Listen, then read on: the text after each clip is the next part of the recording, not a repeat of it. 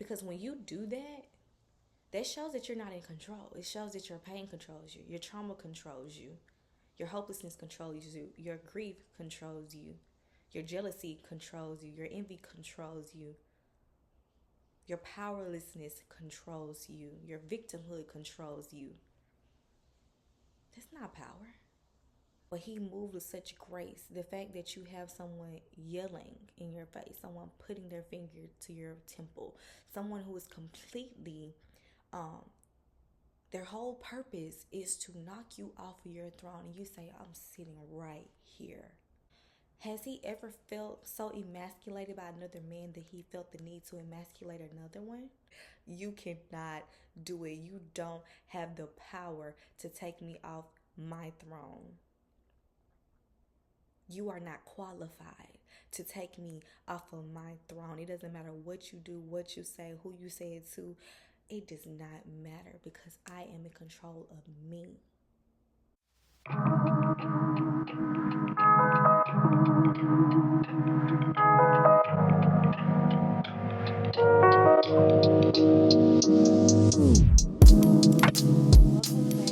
to another episode of Here We Grow. This is episode 5. Say hey to my mommy, my co host. Thank you, thank you. So, I have a question for you. Are you in control or are you being controlled? So, I've been doing a little research and just thinking about control, right? From last week, all the topics from up to this point. The main thing is this idea that we are in control of our perspective of situations, of different challenges that we encounter as people. But sometimes we are misled and we can be ignorant about the fact that we are always in control of those responses at every single moment. Okay? It's this idea that when you completely and wholeheartedly take your power back, you are back in that place of love, in that place of uninfluence, because you know that you are moving completely and wholeheartedly by your desires, by your thoughts, by your words. Nothing in the world is influencing you at all. So I want to talk about a little bit about auto suggestion. There's this movie on Netflix. I don't know if you guys are familiar with it. It's called Focus. One of the main characters is Will Smith, and then there's another lady on there. And basically, they're in this couple. They were basically pickpocketing, but like on a major scale, like on a high level. And so she wanted to be on the level that he was on, and he basically taught her the trade. And so throughout the movie, there was this one scene of the movie which emphasized the whole important, the whole point of the movie, which was auto suggestion. They were at this game. They were gambling, okay, and so there was this really big gambler, right? Which Will Smith knew this in the movie. He played this complete. He set this whole scene up. The girl that he was with, that he was teaching the trade, did not even know what was going on. So basically, after they were going back and forth, Will Smith lost so much money. The girl was like, you know what? Basically, she's looking at him like, you have a problem. We need to stop. We've lost all this money that we just got from the trade, and now you just want to give it all up. And so, the last game was the Will Smith challenged the girl and the guy to pick a number from a football player. So he let the guy pick first, and he told the girl, "Well, you go pick a number now. So if she guesses the correct number, then I'll win all my money back and double." I don't really know the specifics and how the bet ended, but basically he was going to get all his money back for sure. So the girl was freaking out. But she ended up picking the right number, and only because one of the people that were on their team was wearing the number. So she saw him on the field. Of course, you're gonna be like, oh, this is a good luck charm. This is a sign, right? And it was a number. And so the girl was like, how did you do this? Like, Will Smith was like, he told her the story. On the way, the day before the game, on the way to the game, there were different plants that Will Smith set in place for this man. So the number was 55. So as the man, like when he was in his hotel room, he saw the number 55. When he would walk past posters, he saw the number 55. When he was in his car, he saw fans with the number 55. He just kept seeing 55, 55, 55. So automatically when the man was like, okay, yes, I'm gonna pick your number, he's been seeing 55. Subconsciously, his mind has programmed 55. Like, this is an important number, this is my number. So when he saw it, you're gonna be like, of course, that's my number, right? And I realized then, wow, those moments like that made me realize that when are we actually truly in control?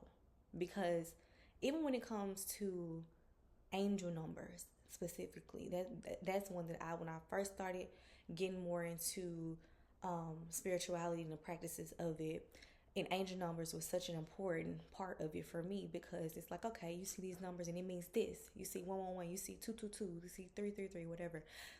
And you feel all this luck, this courage, this the meaning that you put behind these symbols that we see, even though technically they don't mean anything at all.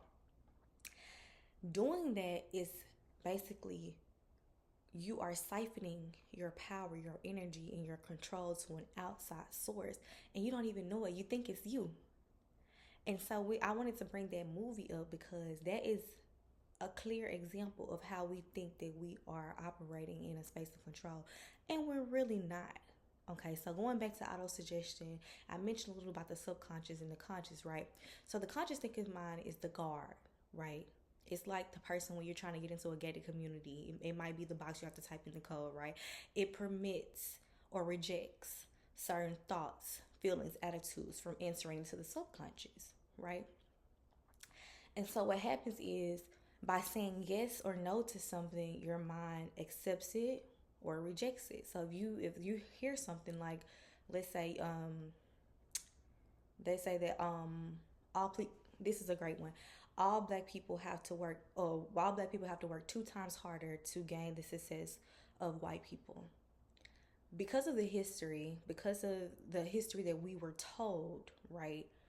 This is something that our conscious mind would let the guard up and like, okay, you can come in because you're a black person, and all you've seen around you is black people working hard to get what you see, what you feel like another white person not doing, or their family. Maybe there is an what's the word? Okay, we're not gonna get lost in it, but the money comes from the family and like whatever. Okay, so your conscious mind says, okay, great, access granted. And then what happens is it travels to the subconscious mind. Now, the subconscious mind is what actually is in control. So the conscious thinking mind is like the man who said, okay, number 55 is my number. And then the subconscious is Will Smith that actually is like, because I programmed that into your brain, and now you're moving and you're making decisions because of an implant of some type of indoctrination. So when you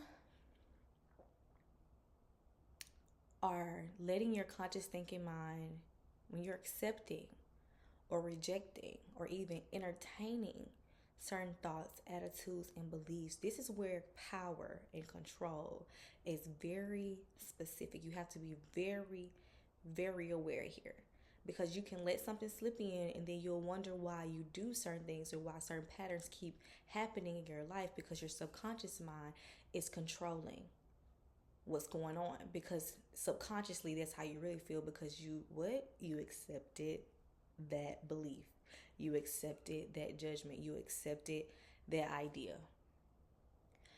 So my question to you is, do outside situations, people and events have more control over your emotions and your actions than you do?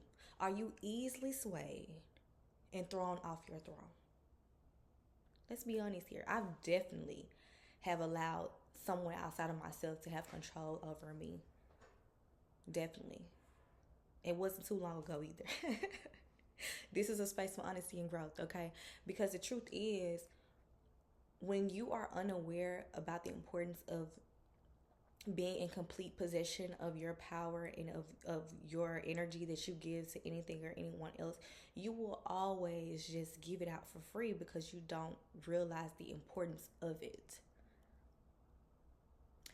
There's so in my hometown, it wasn't too recent, but I would say maybe a month ago, maybe there was this video like circulating around about um it was a lot going on in the video. It wasn't technically about these two individuals. There were two men, and one of the men was just being very aggressive, being he seemed like he was trying to mark his status or his power or dominate the other individual, the other man. And so the other man was not saying anything. He wasn't um, he wasn't easily influenced by this, right? The man was all in his face. I mean, he was pointing his finger to his head. It, like all the things that you would see as defensive or someone coming to attack you, and what most people would do is to attack back. And so throughout this entire process, which lasted quite a while, the other man just never said anything. He completely controlled himself.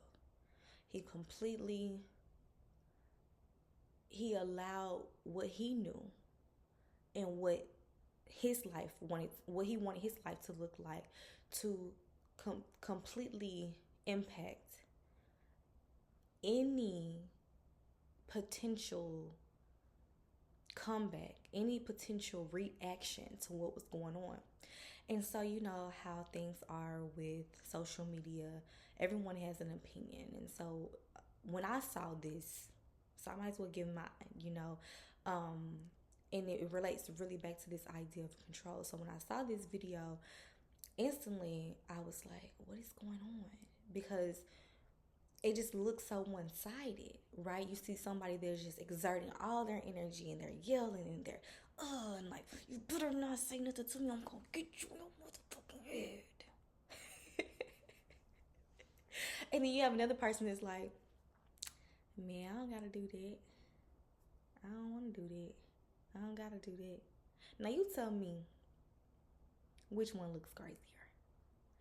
And it's so interesting that the comments about this whole situation was what other people would have done, or yeah, this other person who was dominating this force or trying to control this other person, and their responses and their reactions, how that was something noteworthy or applaudable. I don't even know if there's a word, but it was, you know, an applause was necessary in that moment. Like you exercise your power, you show who you are, you don't let people play with you. But my perspective was that the other person who completely controlled himself, that was noteworthy. Because I don't even know if I could have done it, to be honest. I'm not even gonna lie to you. I don't know if I could have done it. But he moved with such grace. The fact that you have someone yelling in your face, someone putting their finger to your temple, someone who is completely, their whole purpose is to knock you off of your throne, and you say, I'm sitting right here.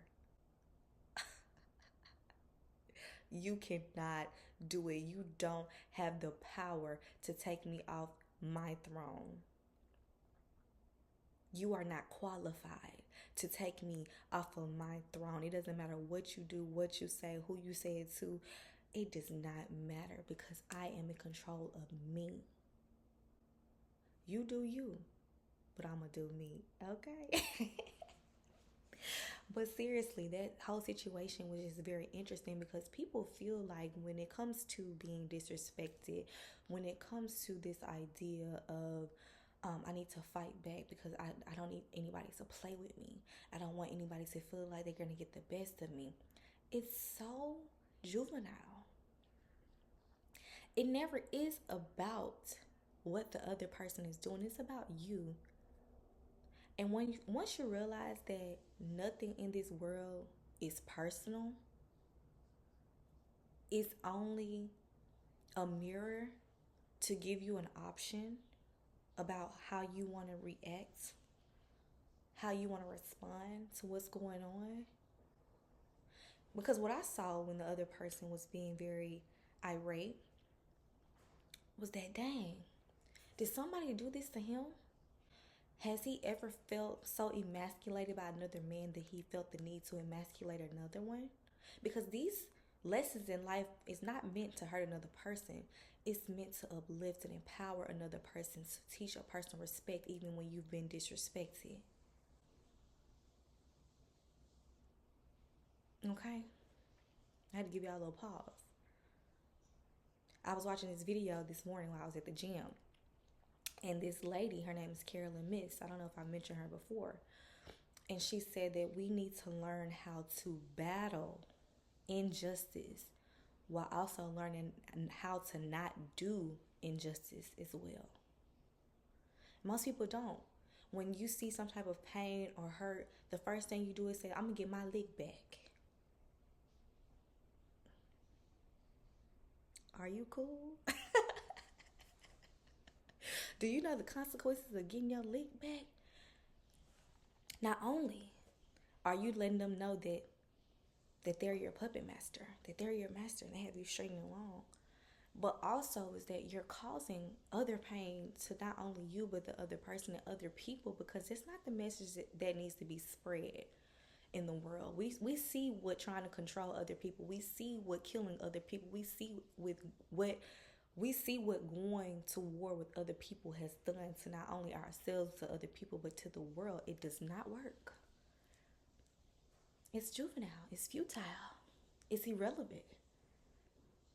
So I commend that young man for really standing his ground and staying on your throne. Because everything you do has a consequence.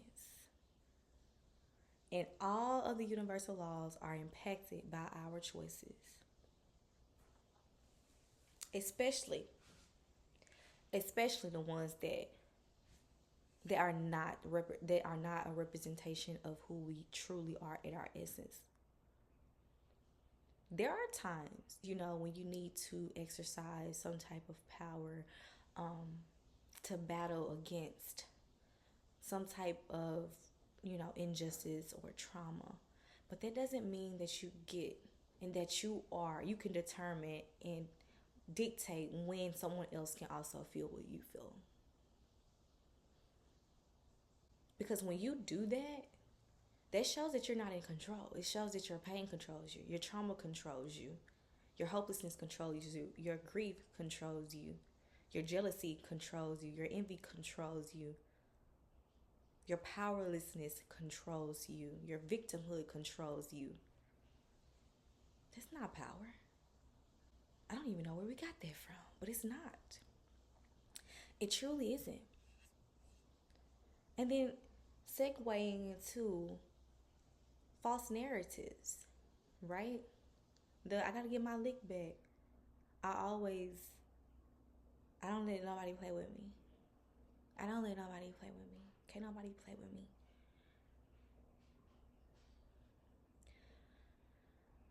When you are in a space where you're always trying to prove a point that you or no one can fuck with you, you are simply destroying yourself because you're always in a state of defensiveness. You can never be your natural self because you're always looking around trying to figure out, I can't make sure nobody better not say nothing crazy to me. Better nobody say nothing crazy to me. Like, what? We have to be very careful with the choices that we make, the things that we say, the things that we entertain. And even when you entertain them, be an alchemist. Change the thoughts. Change what you see. Change the perspective. It's totally fine. Remember that you are in control. And even if you aren't fully in control of this moment, recognize the patterns. Recognize the areas of your life where you feel like, okay, this is not me. I don't know where this came from. Because sometimes these things are implanted at a very, very young age. Sometimes people experience very harmful or detrimental events in their lives that causes them to forget why they are where they are, why their walls come up, why they're so guarded, why they're so aggressive, why they're so shut down. It's all an illusion. It was never meant to cause you to shut down, to be guarded, or to be aggressive. It was meant to show you that there are other things and people in this world that have not been able to not only feel the love of feel unconditional love and be accepted for who they are, and so in turn hurt people. That's it. And so once you recognize that life is not happening to you, but life is happening for you, that's when the real change begins. Think about fate versus destiny. Now, they both, when you look them up in the dictionary, they both mean a state or an end that seems to have been determined beforehand. But don't they just sound different? Fate versus destiny. Fate sounds more like you literally have no control whatsoever. It doesn't matter what you do, how you do it, when you do it, where you do it, why you did it. It seems like that it's just over. But destiny, it sounds like maybe you can have a hand in that. And so what happens is, when one is not consciously making decisions, consciously choosing to be in consciously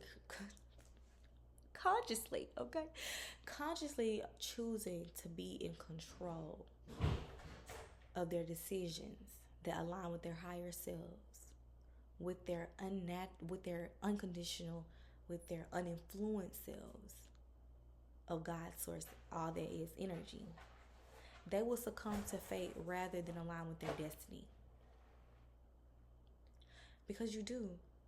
Like we talked a couple of episodes ago, things are happening in this world that we don't have control. We don't control the weather. Right? We don't control the government. We don't control the policies. Sometimes, we have a hand in the votes, but at the end of the day, there are other decisions being made that don't have our opinions or our input involved in it. We don't control if the traffic is bad. But what we can control is our response to it. We can control what we allow into our energy space. We can control how we respond to people who we know that they're suffering. We can control to give love instead of hate. We can control to ourselves to grow and evolve rather than anchor ourselves into this reality because someone hurt me, because we want to be a victim. We can choose to be the victor instead of the victim.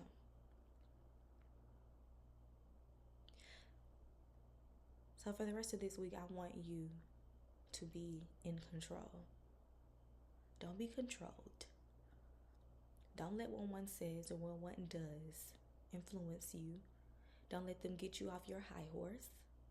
Stay firmly, majestically, unapologetically rooted on your throne.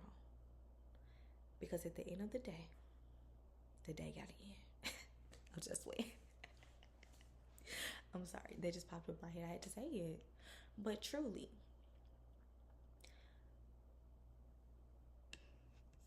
you have to recognize what your energy is being consumed by. Nothing outside of us should have any inkling of control of how we govern ourselves. Nothing. I don't care what happens. Excuse me. See, I'm releasing energy. Thank you, Source, for that. It was a build-up. Thank you. Be careful Be aware. Are you in control or are you being controlled? Thank you for watching this episode. I'll see you next week. Peace.